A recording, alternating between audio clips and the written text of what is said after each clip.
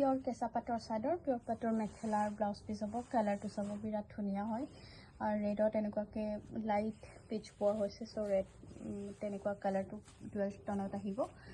golden কোনাত red Mina থাকিব গোটেই চাদৰখনৰ গাটোতে সৰু সৰুকৈ এনেকুৱা ঘনকৈ বুটা দিয়া হৈছে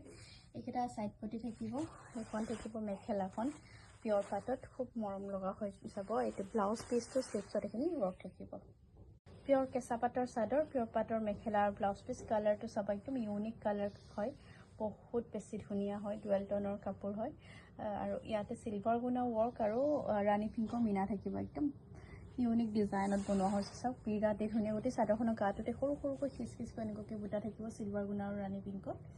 এইকেইটা থাকিব সাইড পটি আৰু এইখন থাকিব পিওৰ পাটৰ মেখেলাখনৰ চাব সাইডটো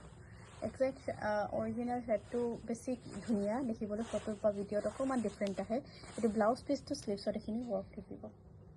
পিওৰ কেঁচা পাটৰ চাদৰ পিওৰ পাটৰ মেখেলা একদম ইউনিক কালাৰ আৰু মষ্ট ট্ৰেণ্ডিং কালাৰ এটা বনাই অনা হৈছে চাব বেজ কালাৰ হ'ব কালাৰটো চাব বহুত বেছি গৰ্জিয়াছ হয় এয়া আচলৰ ডিজাইনটো চাব একদম ইউনিক ডিজাইনত নতুন ডিজাইনত বনাই অনা হৈছে চাদৰখনত বুটি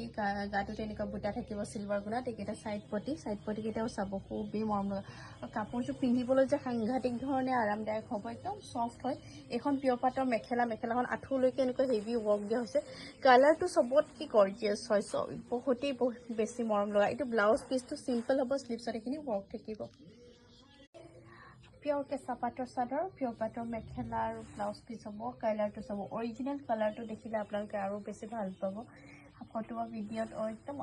একজেক্ট কালাৰটো আনিব অসুবিধা হয় কিছুমান কালাৰত সিলভাৰ গুণাৰ ৱৰ্ক থাকিব এইখিনি নতুন ডিজাইনত বনাই অনা হৈছে বহুত বেছি মৰম লগা হয় এইকেইটা সাইড পটি থাকিব